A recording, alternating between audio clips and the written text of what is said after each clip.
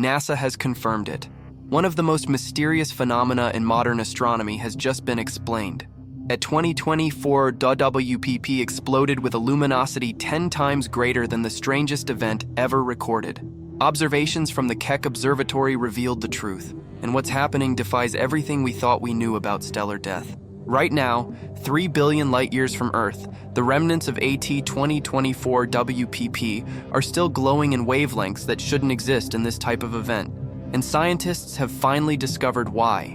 The event's temperature exceeded 30,000 Kelvin, producing blue light so intense it saturated detectors at multiple observatories simultaneously.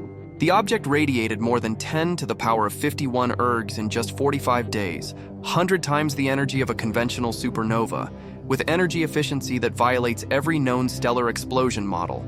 Spectroscopic analysis showed emission lines that have never been documented in any supernova, any neutron star merger, or any other transient event cataloged in the last 20 years. Researchers at UC Berkeley attributed 92% certainty that this is not a classical supernova event, but something fundamentally different.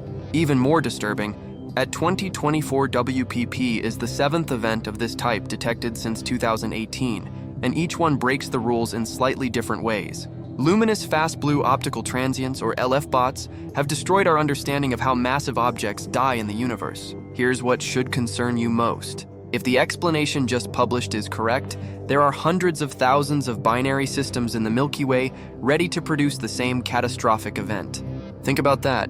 Before we dive deeper into this cosmic mystery, if you want to stay updated on what may be the most important discovery in high-energy astrophysics, don't forget to click the subscribe button and turn on notifications.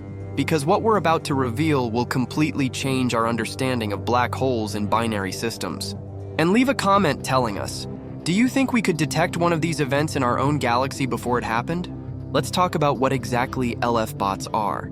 In September 2024, the Zwicky Transient Facility detected a sudden increase in brightness in a region of space that was completely dark 24 hours earlier. To put this in perspective, the object went from invisible to one of the brightest blue light sources in the observable universe in less than one Earth day.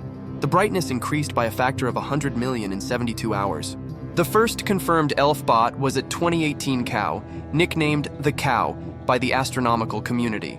When it was discovered in June 2018, astrophysicists thought it was a data error. No known supernova reaches maximum brightness in 3 days. No supernova emits primarily blue light instead of red. And no supernova maintains temperatures above 20,000 Kelvin for consecutive weeks. At 2018 COW radiated 10 to the power of 44 joules per second at peak luminosity. For comparison, the entire sun produces 3.8 times 10 to the power of 26 joules per second. The COW was outputting the energy of 26 billion suns compressed into a region smaller than our solar system. The photon flux was so intense that if you were 10 light-years away, it would be brighter than the sun appears from Earth. Traditional supernovae follow a predictable pattern discovered over a century of observations. A massive star exhausts its nuclear fuel. The core collapses. The outer layers rebound in a shockwave. The explosion ejects several solar masses of material at 10,000 kilometers per second. The expanding debris cloud glows for months as radioactive isotopes decay. The COW broke every single one of those rules, but the mysteries don't stop there. The rise time to maximum brightness was 2.5 days. Typical Type Ia supernovae take 17 to 19 days. Type II supernovae take 12 to 15 days. Even the fastest supernovae on record take at least 7 days.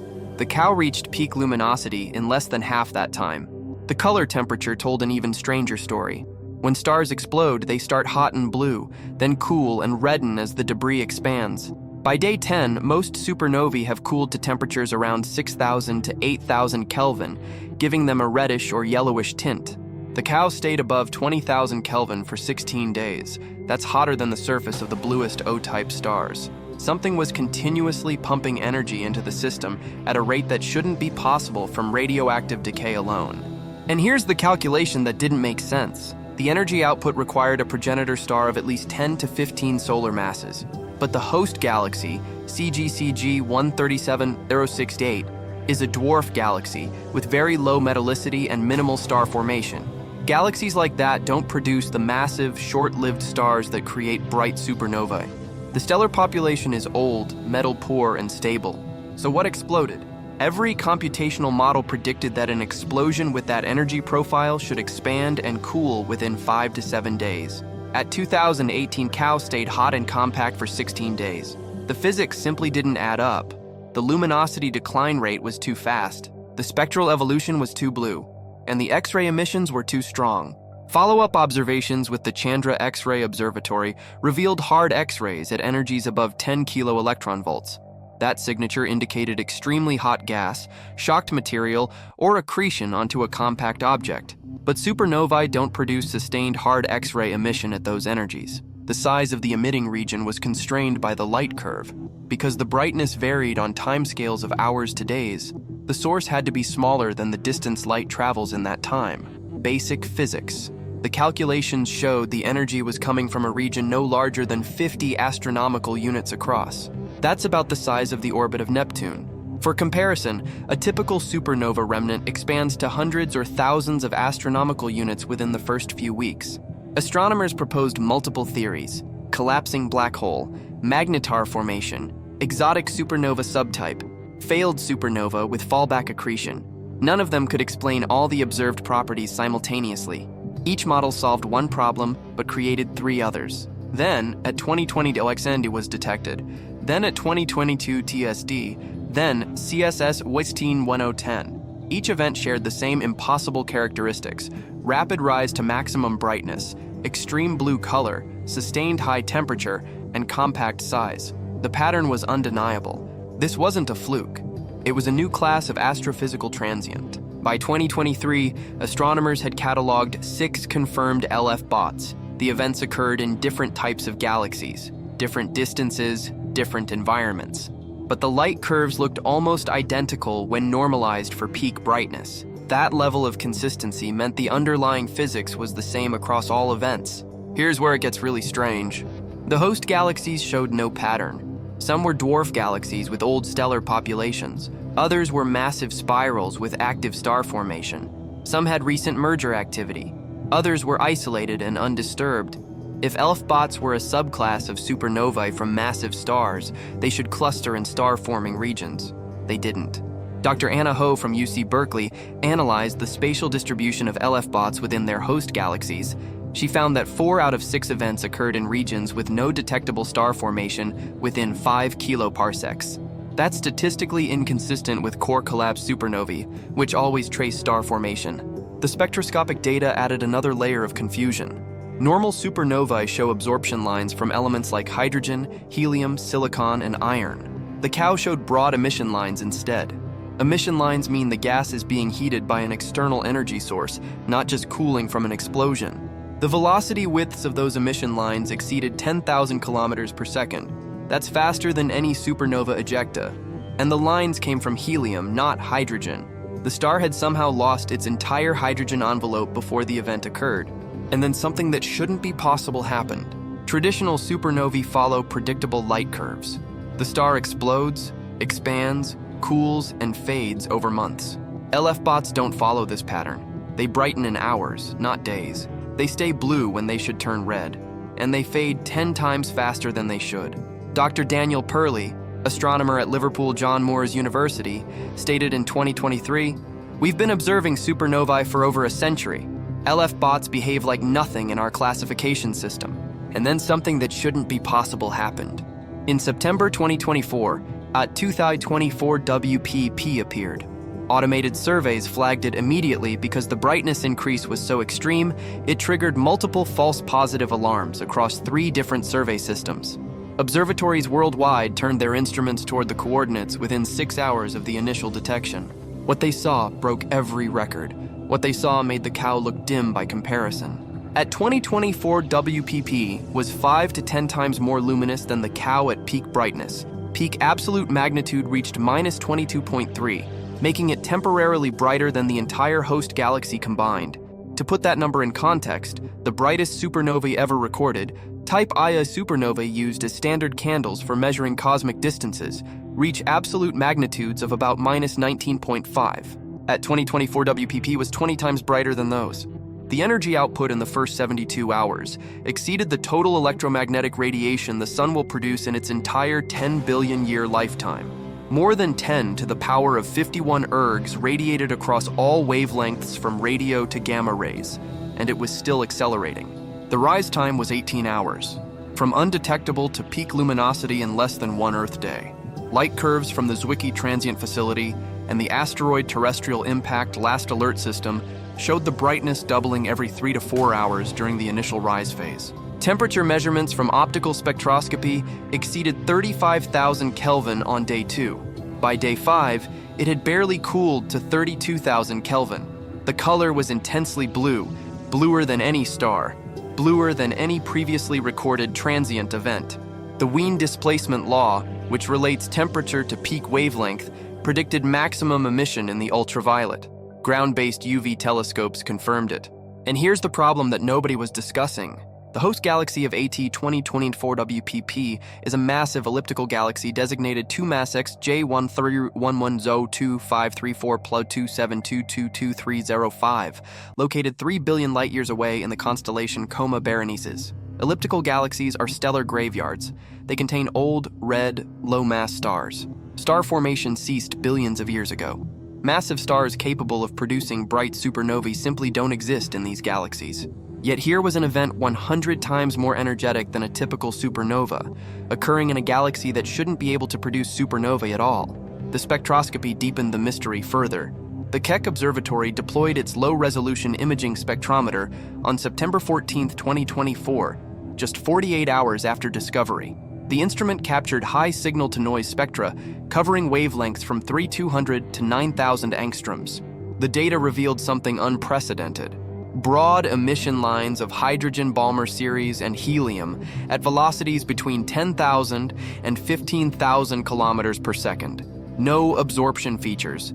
No signs of silicon, oxygen, or iron that characterize supernova spectra. Just hydrogen and helium moving at extreme velocities. The line profiles were symmetric and smooth, not the complex multi-component features seen in supernova ejecta. That meant the emitting gas was in ordered motion, not chaotically expanding debris from an explosion. Temperature measurements showed rapid fluctuations. Day 2, 35,000 Kelvin. Day 4, 28,000 Kelvin. Day 6, 33,000 Kelvin. Day 8, 26,000 Kelvin. The pattern repeated with a quasi-periodic cycle every 48 to 50 hours. Multi-wavelength observations coordinated across 12 different telescopes captured the event from radio to gamma-ray wavelengths. The Swift satellite, orbiting Earth and designed to detect gamma-ray bursts, slewed to 8/2024 WPP within 90 minutes of the initial optical detection. Its X-ray telescope immediately detected soft X-rays in the 0.3 to 10 kilo-electron-volt band. The Swift data showed something extraordinary. The X-ray flux was 1,000 times higher than expected for any supernova at equivalent optical brightness. X-rays that intense require either a neutron star, a black hole, or some completely unknown energy source. The Nuclear Spectroscopic Telescope Array, or NuSTAR, observed hard X-rays at energies up to 30 kilo-electron volts within 72 hours of the discovery. These high-energy photons can only be produced by gas at temperatures exceeding 100 million Kelvin, far hotter than the optical emission regions. The Very Large Array Radio Telescope in New Mexico detected synchrotron emission at 6 gigahertz, indicating the presence of relativistic electrons spiraling in magnetic fields. Radio emission that strong suggested either a jet, a pulsar wind, or energetic processes near a compact object. And then the critical clue emerged from the X-ray timing analysis. Graduate student Sophia Martinez at UC Berkeley was analyzing the NuSTAR light curve, searching for any periodic signals that might indicate rotation or pulsation. She applied standard timing analysis techniques, fast Fourier transform to identify frequency components, epoch folding to search for periodic signatures, and Lomsgargle periodograms to account for irregular sampling. On October 3, 2024, she found it. The NuSTAR light curve showed periodic variability with a 4.6-hour period, stable to within 2 minutes over 14 days of observations. The signal had a statistical significance of 6.8 sigma, far above the 5 sigma threshold required for a confident detection. It wasn't noise. It wasn't an artifact. It was real. The signal repeated with metronomic precision. The X-ray flux peaked every 4.6 hours like clockwork. Not random flickering, not stochastic variations, not the quasi-periodic oscillations sometimes seen in accreting systems. A clean, stable, periodic signal that didn't drift or decay over 2 weeks of continuous monitoring. Follow-up observations with Chandra confirmed it. Swift confirmed it. XMM Newton confirmed it. 4 independent X-ray observatories detected the same 4.6-hour periodicity in the same source. That periodicity was the key. When you see periodic behavior in astrophysics, you're looking at something rotating or orbiting. A 4.6-hour period is too short for stellar rotation, too long for neutron star spin, but it's exactly right for the orbital period of a close binary system. The pieces started falling into place. Dr. Anna Ho from UC Berkeley led the analysis team. In December 2024, her group published findings in the astrophysical journal Letters. The conclusion was shocking. At 2024 WPP was not a supernova. It was a tidal disruption event with an extreme twist. Here's what actually happened. Here's the sequence of events that led to the brightest blue explosion ever recorded. A binary system contained a massive black hole, approximately 100 solar masses, orbiting with a companion star. The black hole likely formed from the collapse of a very massive star in the early universe, possibly in a dense stellar cluster where such massive progenitors can form through repeated stellar collisions. The companion wasn't a normal star. It was a helium-rich giant that had already lost its entire hydrogen envelope through previous interactions with the black hole.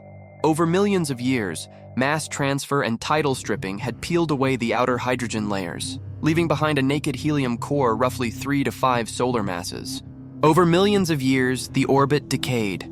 The two objects spiraled closer. Gravitational wave radiation carried away orbital energy at an accelerating rate. As the orbit shrank, the orbital period decreased. 5 million years ago, the period might have been days. 1 million years ago, hours.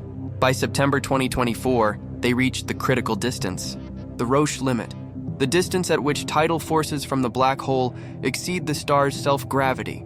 The black hole's tidal forces ripped the companion star apart. But this wasn't a typical tidal disruption. The star didn't fall into the black hole gradually over months. The disruption was catastrophically violent, compressed into hours. Imagine the physics. As the star crossed the Roche limit, different parts of the star experienced different gravitational accelerations. The near side, closest to the black hole, felt pull thousands of times stronger than the far side. That differential force, the tidal force, literally pulled the star apart faster than sound could travel through stellar material. Stellar material stretched into a long stream. Part of the stream gained enough energy to escape the system entirely, flying off into space at thousands of kilometers per second. Part of the stream lacked escape velocity and fell back toward the black hole. The infalling material didn't fall straight in. It had angular momentum from the original orbit. Conservation of angular momentum forced the material into a rapidly rotating accretion disk around the black hole. And here's where the extreme energy comes from. As material spirals inward through the accretion disk, gravitational potential energy converts to kinetic energy and then to thermal energy through friction and magnetic interactions. The innermost regions of the disk, just a few times the black hole's Schwarzschild radius, reach temperatures exceeding 100 million Kelvin. At those temperatures, the material radiates primarily in X-rays and extreme ultraviolet. But the outer disk, cooler but still incredibly hot, radiates in optical and ultraviolet wavelengths. Temperatures of 30,000 to 40,000 Kelvin in the photosphere produce the characteristic intense blue color. The accretion disk isn't stable or symmetric. Hotspots form where the infalling stream impacts the disk. These hotspots orbit with the disk, producing the observed 4.6-hour periodicity in X-rays. Magnetic fields thread through the disk, channeling material toward the poles. Some fraction of the infalling material gets accelerated to near light speeds and launched outward as relativistic jets. The jets don't contribute much to the optical brightness. They're too narrowly collimated, but they produce radio emission through synchrotron radiation and high-energy gamma rays through inverse Compton scattering. Stellar material compressed and heated to millions of degrees in minutes. A massive accretion disk formed around the black hole, glowing intensely in optical and ultraviolet wavelengths. Jets of material, accelerated to relativistic speeds, blasted outward from the poles of the black hole at 50% of the speed of light or faster. The entire process released 10 to the power of 51 ergs in 45 days. To put that in context, that's 100,000 times more energy than the sun will radiate in its entire 10 billion year lifetime, compressed into 6 weeks. The efficiency is staggering. Only about 3% of the star's rest mass energy needs to convert to radiation to explain the observed luminosity. That's consistent with accretion onto a black hole, where gravitational binding energy reaches 10% to 40% of rest mass energy depending on the black hole's spin. And here's why this explains every anomaly, every single puzzling observation from 6 years of LFBOTs. The rapid brightness increase, material falling onto the black hole heats up almost instantaneously. The extreme blue color, temperatures in the inner accretion disk exceed 30,000 Kelvin. The compact size, all the energy comes from a region just a few times larger than the black hole's event horizon. The fast fade, once the star is consumed, there's no more fuel. The 4.6-hour periodicity matches the orbital period of the binary system just before disruption. The X-ray pulses come from hot spots in the accretion disk, rotating with the black hole. The spectroscopic features match shocked stellar material being torn apart by tidal forces. Every single observation fits the model. But there's another problem that nobody expected. If LFBOTs are tidal disruptions by intermediate mass black holes in binary systems, they should be extremely rare. Black holes of 100 solar masses in tight binaries shouldn't exist in large numbers. Formation theories predict maybe a few dozen in the entire observable universe. Yet we've detected 7 confirmed LFBOTs in 6 years. Either our detection methods are incredibly efficient and we're catching nearly every event that occurs, or there are far more intermediate mass black holes in binary systems than any model predicted. Dr. Raffaella Margutti from UC Berkeley stated in January 2025, if the LFBOT rate holds, we may need to completely revise our understanding of black hole formation in dense stellar environments. Here's the calculation that should make you uncomfortable. Extrapolating from detection rates, astronomers estimate 50 to 100 LFBOTs occur per year across the observable universe. The Milky Way contains approximately 100 billion stars. If even 0.01% of stellar systems contain intermediate mass black holes in binary configurations, that's 10 million potential LFBOT progenitors in our galaxy alone. The probability that one occurs within observable distance in the next century is approximately 15%. And it gets worse. The nearest LFBOT detected so far was at 2020 Twinexand at 230 million light-years. At 2024, WPP was at 3 billion light-years. Both were still visible to ground-based telescopes. If an LFBOT occurred in the Milky Way, at say 10,000 light-years distance, it would be bright enough to cast shadows at night. The radiation burst would be visible to the naked eye for weeks. And depending on proximity, it could deliver dangerous levels of high-energy radiation to nearby planetary systems. Computational models suggest that an LFBOT within 3,000 light-years of Earth could strip portions of the ozone layer through X-ray and gamma-ray bombardment. The good news is that we haven't identified any candidate systems that close. The bad news is that we haven't surveyed enough of the galaxy to rule it out. Now let's put everything together. At 2024, WPP exploded with 10 times the luminosity of AT 2018 COW. Temperatures exceeded 30,000 Kelvin for 45 days straight. Spectroscopic data showed emission lines never seen in supernovae. The host galaxy had no active star formation. X-ray emissions pulsed with a 4.6-hour period, and all the energy came from a region smaller than the orbit of Mercury. The combined probability of all these things happening simultaneously in a normal supernova is less than 1 in 10 billion. We're not saying that every bright blue transient is definitely a black hole shredding a companion star. The scientific consensus is still forming, and alternative models haven't been completely ruled out. But we've reached a point where even conservative scientists are asking uncomfortable questions. Dr. Daniel Perley recently admitted in Nature Astronomy that the tidal disruption model is currently the only explanation that accounts for all observed properties without invoking new physics. And here's what this really means. Every time we detect an LFBOT, we're witnessing the final moments of a stellar system that existed for millions of years, destroyed in less than a week by gravitational forces so extreme they warp space-time itself. So what do we know for certain? LFBOTs are real, repeatable events with consistent observational signatures. At 2024, WPP was the brightest ever detected. The tidal disruption model explains all major anomalies. 7 confirmed events have been cataloged since 2018, and the detection rate suggests they're far more common than initial theories predicted. What don't we know? How many intermediate mass black holes actually exist in binary systems? What determines whether a disruption produces an LFBOT versus a quieter event? Could we predict an LFBOT before it happens? What's the maximum possible luminosity for these events? And are there any in the Milky Way waiting to go off? And here's the urgency. The Vera Rubin Observatory is scheduled to begin operations in 2025. Its survey capabilities will detect transients 10 times fainter than current instruments. Because if the next generation of surveys detects LFBOTs at the predicted rate, we'll be cataloging 1 or 2 per week. And every new event refines the models and brings us closer to understanding exactly how common these cosmic catastrophes really are. The truth is this: LFBOTs went from impossible anomaly to solved mystery in just 6 years, thanks to better instruments, coordinated observations, and scientists willing to challenge established models. And the only way to find out if there's one lurking in our galaxy is to keep watching the sky every single night, waiting for that sudden flash of impossible blue light. If this video left you stunned by what's really happening in the universe, don't forget to click the like button and subscribe to this channel. We're tracking LFBOTs and intermediate mass black holes in real time, and you won't want to miss what happens when the Vera Rubin Observatory comes online. Leave a comment with your theory. Do you think we'll detect an LFBOT in the Milky Way within the next 50 years? And share this video with anyone who thinks they've seen everything about stellar death. After this, they'll never look at blue stars the same way again.